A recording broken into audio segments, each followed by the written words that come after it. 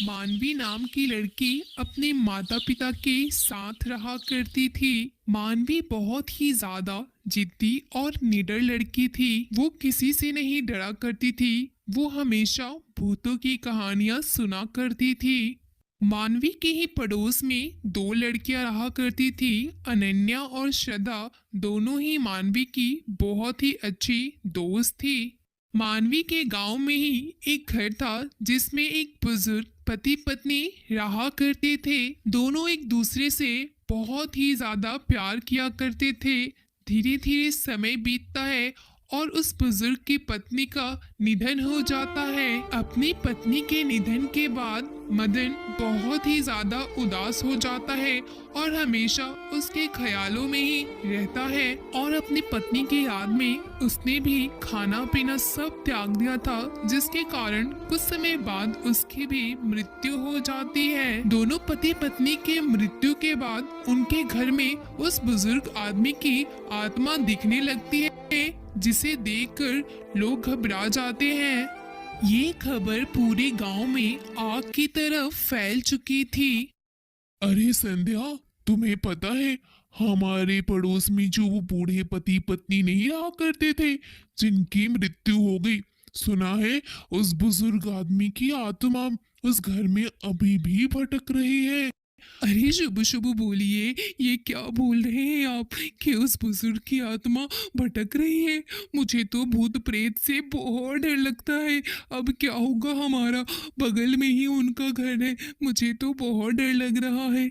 ये सारी बातें मानवी छुप छुप कर सुन रही थी। क्या वो दादाजी की आत्मा उनके घर के अंदर भटक रही है? ओ, कितनी एक्साइटमेंट वाली खबर है। मैं तो हमेशा कहानियों में ही भूतों के बारे में पढ़ती थी, लेकिन अब मुझे रियल लाइफ में मौका मिला है भूत से मिलने का। ये तो बहुत ही ज्यादा एक्साइटमेंट वाली खबर है। अब तो मैं जरूर जाऊंगी भूत को देखने के लिए, बहुत ही मजा आएगा। ये कहकर मानवी बहुत ही ज़्यादा एक्साइटेड हो जाती है कि वो रियल लाइफ में घोस्ट देखेगी।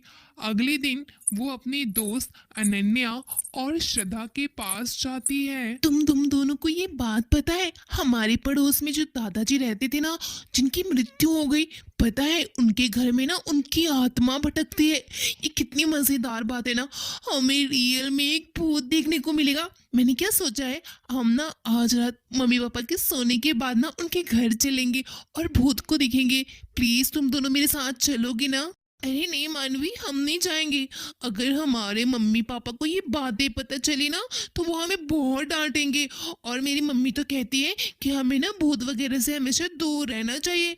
तो मुझे तो माफ करना, मैं नहीं जाऊंगी। अरे अनन्या चल ना, कुछ नहीं होगा, बहुत मजा आएगा। और मैं प्रॉमिस कर रही हूँ, मैं कुछ नहीं होगा। और हमारे मम्मी पापा को भी कुछ भी पता नहीं चलेगा। बस हम जाएंगे और दादाजी की आत्मा को देखेंगे। अगर वो दिखी तो भी ठीक, और नहीं भी दिखी ना तो हम आ जाएंगे पक्का। उसके बाद मैं कभी भी जिद नहीं करूंगी जाने के लिए। यार प्लीज चलो ना। अच्छा ठीक है, तो कहती है ना, तो बस हम आज रात ही जाएंगे। इसके बाद तो हमें दोबारा बोलेगी जाने के लिए ना, तो हम नहीं जाएंगे। ठीक है, तो ना तू जल्दी आ जाना, क्योंकि हम ज़्यादा देर नहीं रुक सकते, वरना मम्मी पापा को पता चल जाएगा। ठीक है, चलो हम रात को मिलते हैं। रात को खाना खाने के बाद सब सो जाते हैं। तब मानवी अपने घर से चुपचाप निकल जाती है। उधर उसकी दोनों सहेलियां भी अपने घर से चुपचाप आ जाती हैं। फिर तीनों मिलकर उस घर की तरफ जाती है। अरे मानवी, मुझे तो बहुत डर लग रहा है। प्लीज यार यहाँ से चलते हैं, अभी भी टाइम है। मुझे ना सच में अच्छी वाली वाइब्स नहीं आ रही है। चलना मानवी, चलते हैं।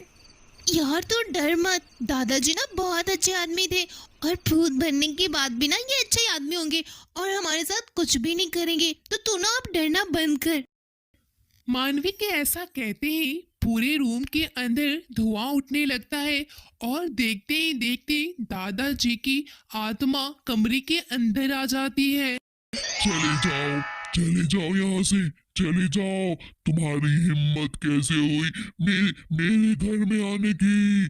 चले जाओ, वरना मैं तुम में से किसी को नहीं छोड़ूंगा।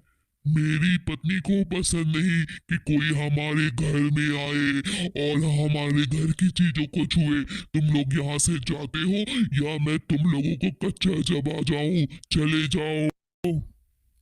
ये सब सुनकर तीनों अपने घर की ओर भाग जाती है बिना एक दूसरे से कोई बात किए हुए। फिर कुछ दिनों बाद अनन्या और श्रद्धा देखती है कि मानवी उन्हें कहीं भी दिखाई नहीं दे रही थी, जिनसे वो दोनों बहुत ही ज्यादा परेशान हो जाती है। चल ना यार, मानवी के घर चलते हैं। बहुत दिनों से वो दिखाई भी नहीं दे रही है, और जिस दिन से हम उस घर के अंदर से आए हैं उस दिन से हमने उससे बात भी नहीं की, और वो नहीं दिखाई दे रही कहीं भी। मुझे तो बहुत ही ज्यादा टेंशन हो रही है। फिर दोनों मानवी के घर जाते हैं। आंटी, मानवी कहाँ है? बहुत दिन से वो हमारे घर भी नहीं आई और दिखाई भी नहीं दे रही है। क्या बताऊं बेटा, मानवी की तबीयत बहुत दिनों से खराब है और वो तो बिस्तर से उठ भी नहीं पा रही है। ये सुनकर दोनों मानवी के कमरे में जाती हैं। आ गई तुम दोनों की हिम्मत कैसे हुई यहाँ आने की? यहाँ से भाग जाओ वरना मैं तुम दोनों को जिंदा नहीं छोड़ूंगा।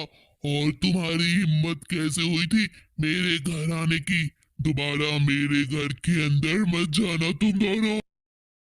ये सब सुनकर अनन्या और श्रद्धा बहुत ही ज्यादा डर जाते हैं और डर कर वहां से अपने घर की ओर निकल जाते हैं। मानवी के अंदर दादाजी की आत्मा आ चुकी थी और वो आत्मा दादाजी की इसलिए आई थी क्योंकि मानवी दादाजी की पत्नी के कान के झुमके घर से भागते समय लेकर अपने साथ आ गई थी। अब मैं कहीं नहीं जाऊंगा, मैं हमेशा तुम्हारे साथ रहूंगा। दोस्तों, इसलिए कहते हैं हमेशा हमें अपने बड़ों की बात माननी